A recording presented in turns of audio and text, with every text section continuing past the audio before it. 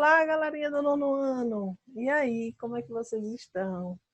Espero que vocês estejam bem, que vocês estejam se cuidando, né? Estudando. Acompanhem todas as aulas direitinho, né? Vamos lá para mais uma aula de geografia, certo? Dando continuidade ao nosso assunto de globalização, certo? Nós estamos no capítulo 4, onde falamos sobre globalização e meio ambiente.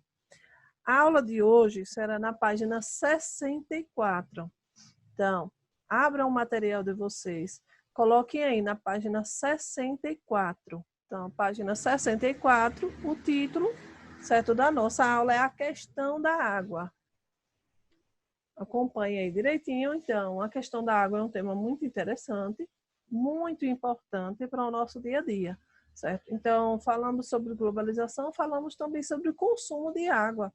Então, eu vou conversar aqui um pouquinho com vocês. Então, o Brasil possui 12% da reserva de água doce de todo o planeta. Então, nosso país, né, quando nós observamos a realidade dos outros países, nosso país é rico nesse bem mais precioso que é a água. Sem a água, nós não conseguimos sobreviver. Ela é fonte de vida. Então, nós temos aí uma grande riqueza, que é 12%. Então, com tanta água, temos um motivo para nos preocupar? Então, muita gente acaba se perguntando, que nada, nós temos muita água, e por que vai se preocupar com essa água? Então, vocês sabem que é de acordo com todo aquele processo de industrialização, de produção, o consumo de água é muito grande. E as pessoas acabam não tendo noção dessa grande quantidade de água que necessita para produzir, certo? Na produção da agricultura, na pecuária, na produção industrial, é necessário ter água, né? Então, nós consumimos um número muito grande de água, uma porcentagem muito grande de água, certo? No nosso dia a dia, para sobreviver. Beber, lavar, passar, lavar roupas, lavar prato. O nosso dia a dia, nós precisamos de água. Então, nós temos aqui a disponibilidade de água, certo? Então, de água doce, 2,6% de água doce. Olha, o restante da água, oceanos, lagos. Então, lagos salinos. Então, o restante da água é o quê? Salgada. Certo? Então, desse 2,6% de água doce, nós temos 1,94% de calotas polares e geleiras, que é água doce, né? Mas está muito distante da gente. E nós temos 0,59% de água subterrânea e nós temos de água doce, que é acessível para o nosso consumo, 0,014% desses 2,6%. Certo? Então, nós temos uma grande quantidade de água nas calotas polares, nas geleiras, mas não dá para a gente consumir porque não está próximo da gente. Como é que nós vamos chegar para pegar, entendeu, essa água para consumo? Então, é um pouco complicado. Então, vejam só, as pessoas visualizam uma grande quantidade de água, mas, na verdade, nós não temos tanta água assim, né? A porcentagem é boa, né? Dá para a gente sobreviver tranquilamente, mas sobreviver com consciência, certo? Sem desperdiçar, sem usar água pensando no amanhã, certo? Usar com responsabilidade. E nós temos aqui crescimento populacional. Vejam só, crescimento populacional, enquanto mais pessoas, mais consumo, certo? De água, consumo de materiais, consumo de matéria-prima, consumo de produtos, e mais necessidade se tem de água potável. Quanto mais gente, né, mais precisa de água para banho, para fazer toda a higienização necessária, né, para o consumo diário. Aí isso é o básico, viu? Aí, quanto mais gente precisa de alimentação, né? Então, a água é utilizada na irrigação, a água é utilizada na criação de animais, a água é utilizada na lavoura e etc. E na indústria, produção de alimentos. Muita, muita água, muita água. Então, quanto mais gente, mais necessidade de água potável. Saneamento ambiental brasileiro. Então, nós temos aqui, certo, duas imagens. uma imagem do lixão a céu aberto e outra a imagem de um aterro sanitário. O aterro sanitário é o local mais correto para toda a população depositar o lixo, certo? Então, enquanto mais você não tem um local adequado para você colocar, né, depositar esse lixo, mais consequências, mais necessidade de água potável. Então, a eutrofização, causas e consequências. Vejam só, a eutrofização é um processo que, quando intensificado, pode inviabilizar o uso das águas. Então, eutrofização, vou resumir. O que é eutrofização? Então, poluição, certo? Ela vai na superfície, vai lá e vai impermeabilizar, né, na terra, e aí vai começar a poluir a água. Fatores como descarte inadequado de esgoto, uso intensivo de fertilizante, agravam a eutrofização. Então, ela vai, né, passar por esse processo e vai acabar poluindo a água. Então, processo de eutrofização, um exemplo de um lixão a céu aberto, né, o chorume, aquele líquido, ele vai entrando no solo, primeiro vai estar poluindo o solo, detonando, né, com o solo. Depois ele vai estar o quê? Poluindo a região ali, né, nas proximidades, poluindo as águas de rios e tanques que tiver próximo. Perdas no abastecimento, veja só. Vocês sabem que existe muita irregularidade nos abastecimentos de água. Nós sabemos que existem empresas que acontecem os vazamentos, e esses vazamentos passam por uma semana, 2 semanas, 3 semanas, sem ter, né, o devido conserto. E aí está essa água, eu digo, brinco, essa água está indo por água abaixo, está desperdiçando. Né? Resumindo, está desperdiçando esse bem precioso, então está descendo aí, né, as pessoas estão deixando de consumir esse bem precioso por causa de vazamentos. Que acontece mesmo, muitos vazamentos, muitas ruas que você passa, a gente consegue passar e consegue visualizar esses vazamentos. E as grandes empresas, amanhã, depois de amanhã, e vai passando, a água sendo desperdiçada, e as pessoas deixando de ter essa água na sua casa, né, para o consumo. Então, existe muita perda de água aí nesses vazamentos. Então, compreensão dos usos da água. A água é uma substância de múltiplas finalidades.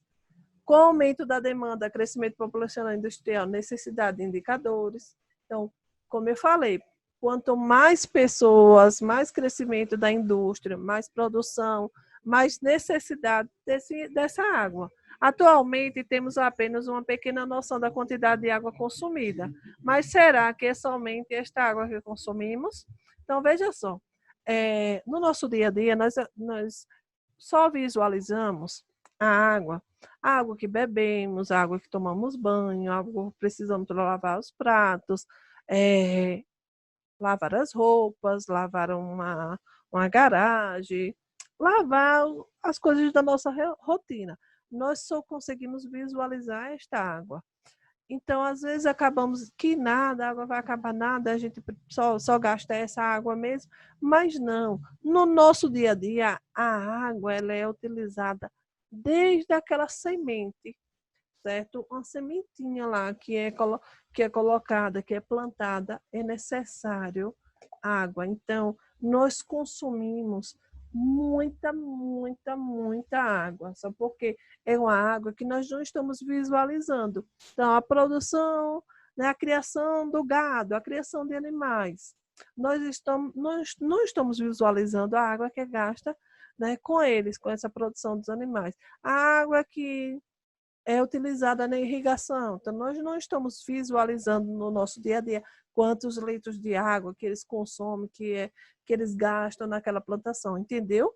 Então, por que é que, na verdade, nós não temos uma noção real dessa água que consumimos? Entendeu? Então, mas será que é somente essa água que consumimos? Será que só é essa água que nós bebemos, que nós tomamos? Não, não é só esta água. É como eu falei, desde a produção agrícola, a criação de animais, a produção industrial, é necessário um consumo muito grande de água. E aí nós temos aqui, né, a água, ali água potável, água no copo, que é a água que nós, como eu falei para vocês, repito, que nós estamos visualizando, que no nosso dia a dia nós consumimos. E nós temos aí a outra imagem, olhem só, essa imagem desse homem aí fazendo essa limpeza aí numa máquina, né, uma peça aí numa máquina na indústria. Em 2012, aconteceu uma crise da água em São Paulo. E aí, o que foi que aconteceu?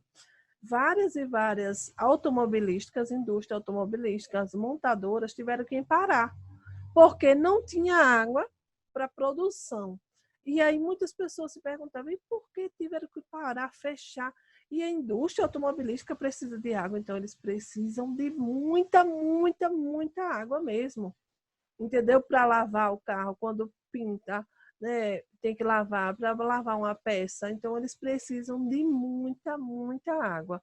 Ok? Então, por isso que eles fecharam. Então, só para a gente ter uma ideia, eu coloquei esse exemplo só para vocês terem uma ideia como as indústrias elas precisam de muita água. Vocês vão visualizar um pouquinho agora. Então, o surgimento do conceito da água virtual. É essa água que eu falei para vocês, que é a água que nós não visualizamos, né? Que ela não visualizamos no nosso dia a dia, essa questão desse consumo. Então, a necessidade de identificar a água apropriada pelo ser humano surge no conceito da pegada hídrica. No ano 2002, na Holanda, seguindo os moldes da pegada ecológica, baseado no conceito de água virtual, a água embutida, de 1998. A água virtual de um produto é o volume de água doce utilizada para produzir. Como eu falei para vocês, uma fábrica em São Paulo, ela fechou as portas porque não tinha condições de continuar produzindo, porque eles passaram por um processo de crise, certo? Chamada crise hídrica, falta de água, e não tinha água, esse volume, para utilizar na produção daqueles produtos, na produção da montagem daqueles automóveis. Essa é a chamada água virtual, certo? Que nosso dia a dia nós não estamos vendo. Nós visualizamos o quê? O carro montado.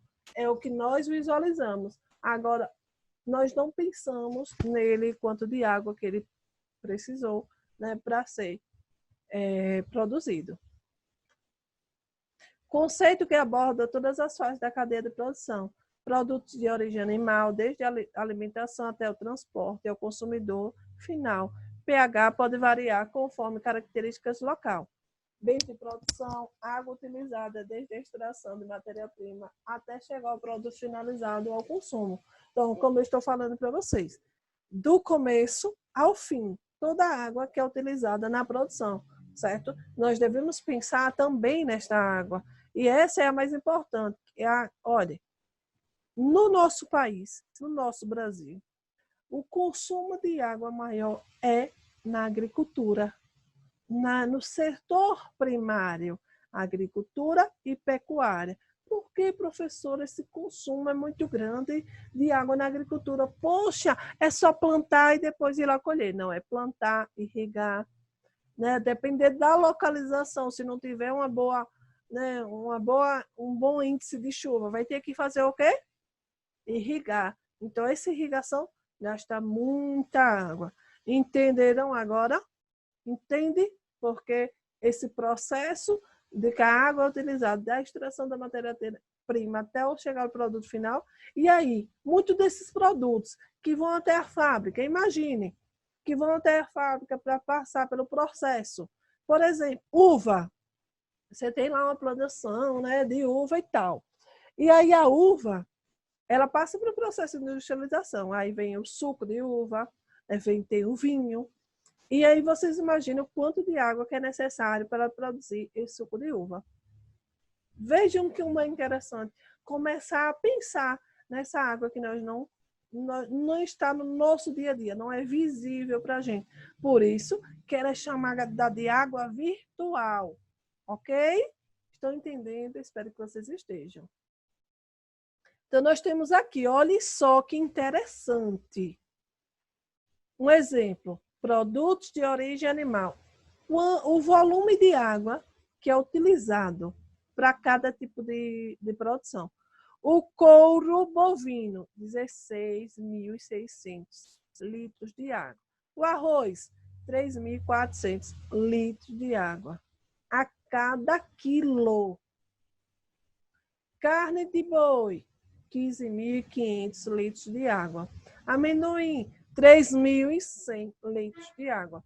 Milho, 1.300 litros. Trigo, 1.300 litros de água. Milho, 900 litros de água. Não vou repetir todos, né? Mas vocês observem esta lista, que é a chamada água virtual, como eu repeti para vocês, que ela, desde aquela sementinha até o produto industrializado, certo? Depois da produção, depois da colheita, ele vai para a indústria, quanto de água que ele consegue, né, consumir, que é para chegar ao produto finalizado. Por exemplo, o milho enlatado, né? Ele chega, aquele milho enlatado, a 900 litros de água, que ele é consumido para fazer todo aquele milho enlatado. Então, todo o processo da sementinha até o processo industrializado, ok? Ficou claro para vocês? Espero que vocês tenham entendido. As possíveis soluções. Eles colocam, eu coloquei aqui algumas soluções, né? Os especialistas também colocam essas soluções, né? Saneamento, educação ambiental, conhecimento da situação, sistema de reuso, diminuição do consumismo, participação das empresas na posição de processo mais limpo.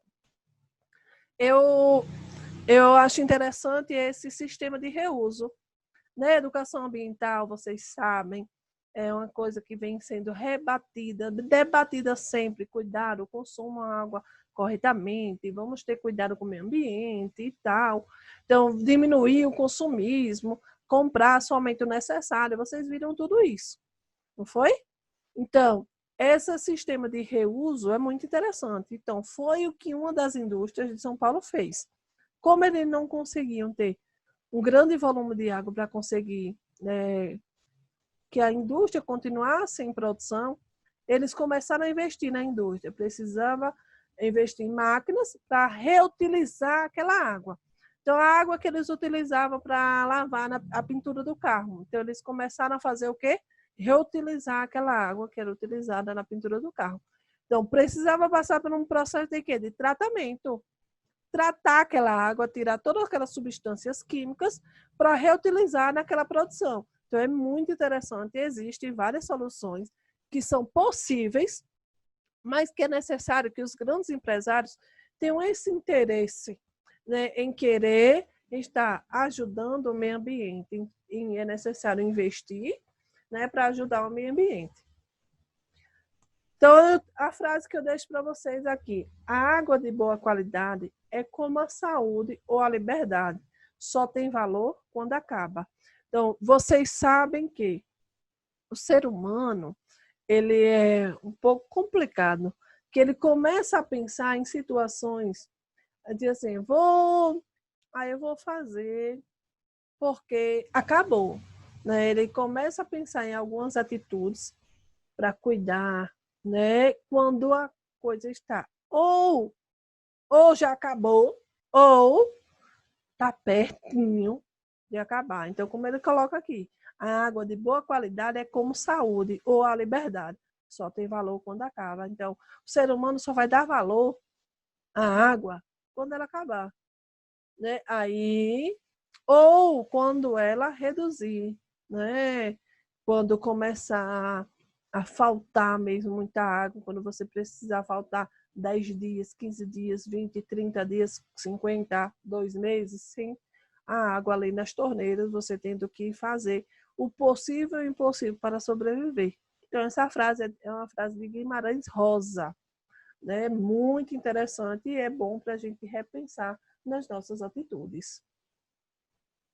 E aí eu deixo para vocês, fico por aqui, minha aula conclui agora, certo? Fique em casa, esta é a minha orientação de sempre, né? Vocês sabem que diante de toda essa situação nós devemos nos cuidar, certo? Se necessário, sair de casa, que vocês usem máscara, façam todas a higienização necessária, se cuidem, cuidem dos seus familiares, continuem dando like, curtindo, compartilhando e comentando. Deixe aí nos comentários seu nome e o nome da sua escola. E um forte abraço, fiquem com Deus. Tchau, tchau. Cheiro. Até a próxima aula, certo? Tchau.